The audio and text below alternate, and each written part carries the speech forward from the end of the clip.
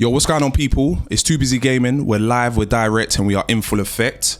First of all, just want to give a massive shout out to everyone that showed some love to the video that we just released. But without further ado, we will be getting into the new monsters. Well, I say new, but they've been in the games before. So to start off with, we're going to be talking about Shogun Ceanataur. Really happy with the inclusion of this monster in the game. It really diversifies the roster and adds a bit of seasoning to the game. You know, it's not always about flying wyverns, brute wyverns. Sometimes include some crabs, man.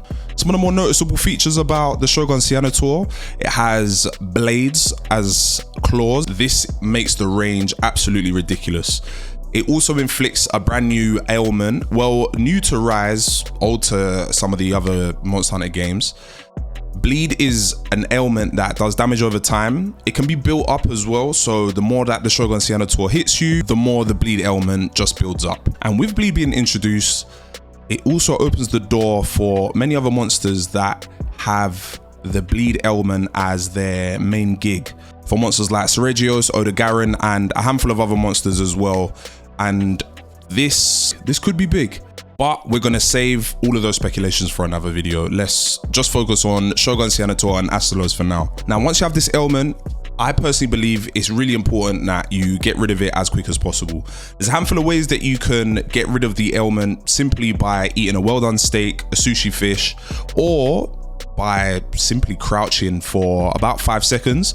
That will nullify the ailment, and it will also improve your recovery rate as well. Some other really cool things about the Shogun is that it has 3 different shells that you can obtain. It's a normal shell, which is like the standard shell that you would just find on a monster normally.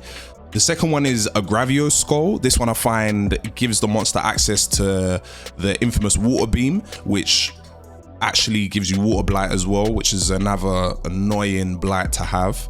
And the third one is, it's a mystery wyvern skull. Now, this one, I believe it gives the monster access to more defensive options.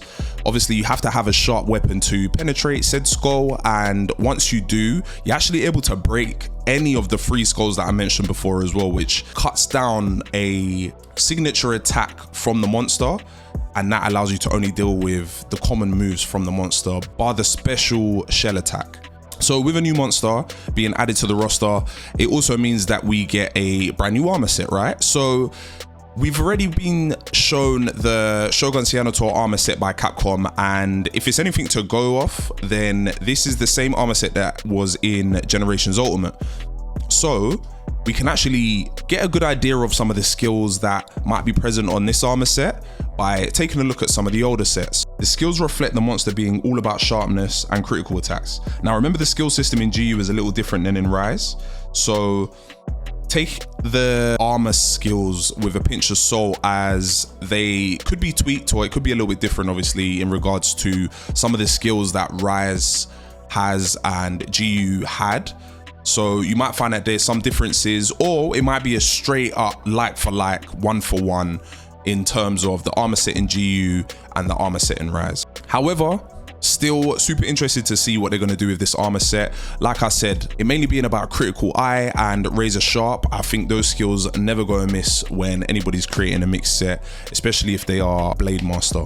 With the inclusion of the Shogun Ceanataur, that also brings about the question, are they going to add its Deviant counterpart? Now, for those that don't know, the Shogun Ceanataur actually has a Deviant, which is called the ForestRaider Ceanataur. Now, if you think that the Shogun was aggressive, the ForestRaider is hyper aggressive.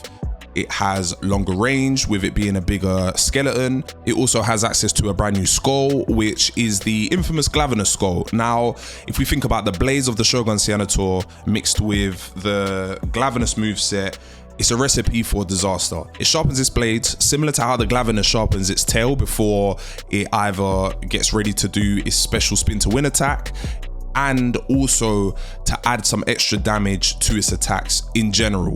So, because we touched on the base armor set for the Shogun Ceanataur, it's only right that we talk about the Deviant armor set, because I'm praying, fingers crossed, toes crossed, that we get Deviant armor sets in Sunbreak, and they include compound skills, which is super important to those armor sets.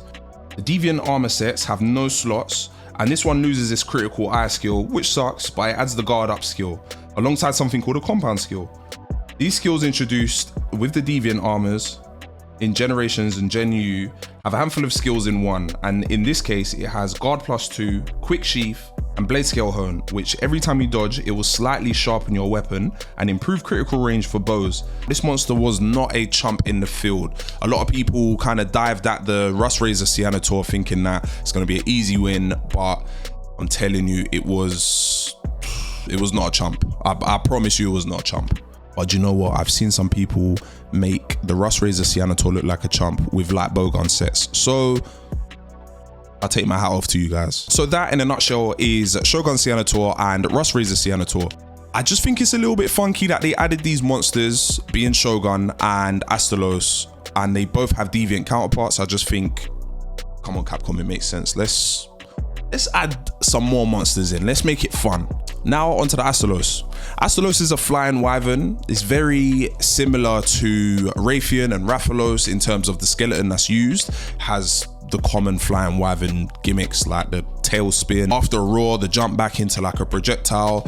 Those are the common traits, right? But the good thing about the Astalos is that it has its own spin on a lot of its moves.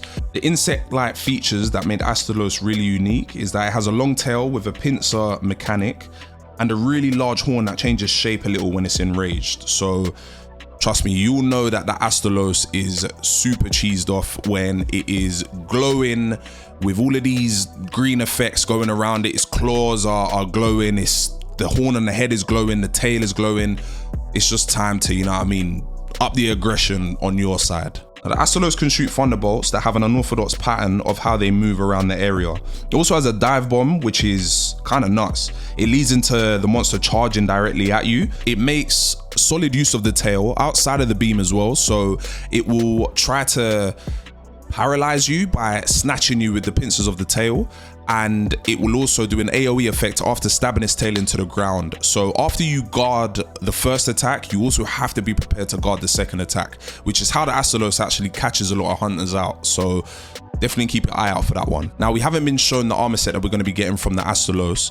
However, if we give it the same treatment as looking at what the armor set in GU had for the Shogun Ceanataur, we can actually get a good idea of what skills are going to be attached to this armor as well. So the skills on the armor isn't that great. It has negate stun and stamina recovery, and it also has a skill called chain crit, which is really good for weapons like dual blades and the bow, and it comes with a few slots as well. So I felt that with a lot of these G rank sets, they were really good for mixing, especially if you wanted a piece of, you know, let's say for example, we wanted chain crit, we wanted crit boost, we wanted attack boost.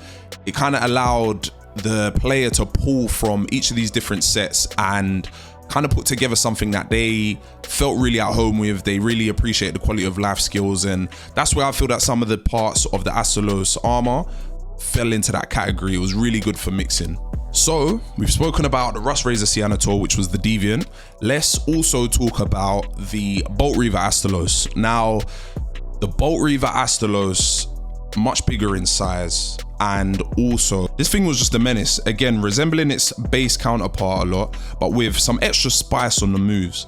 This was in the form of an extra projectile or a longer wing swipe. It's now got a horn beam as well, so it will slam its head down into the ground and it will be a massive beam that, I'm telling you, if you think it's gonna hit you, just get out of the way. It's gonna send you flying and it's gonna do some serious damage and some serious stun. Now, of course, with the addition of a new Deviant, it meant that we were getting a brand new armor set as well. And trust me, this armor set did not disappoint. This armor set was crazy. The skills were not shy off of crazy to match as well.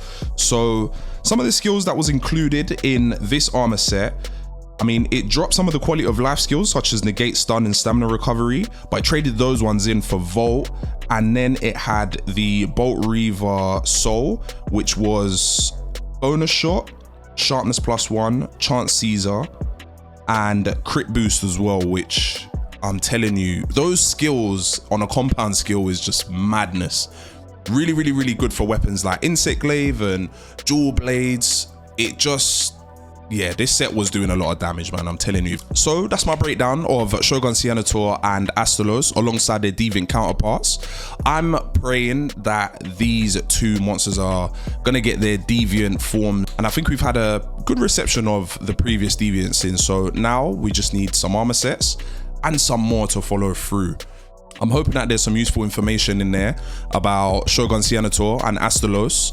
Obviously, I've realized that some people haven't fought them before with only starting off on Rise, so I figured why not deliver some information on two monsters that I think are really cool, and it's always nice to get a little bit of an update on the potential skills, armor sets, weapons, and how the monster fights in general. I hope you all enjoyed the video. Don't forget to like, comment, and subscribe for more Monster Hunter content, and drop a follow on the other socials as well that I link below. Also, if you want to come and get involved with some Monster Hunter, we are live every Monday with a random Monster Hunter game. If you own it and you want to come and get involved, drop a follow and just join in, come and have some fun. And on that note, I'm TooBizyGaming. Thanks again for tuning in, and I'll catch you in the next video. Peace.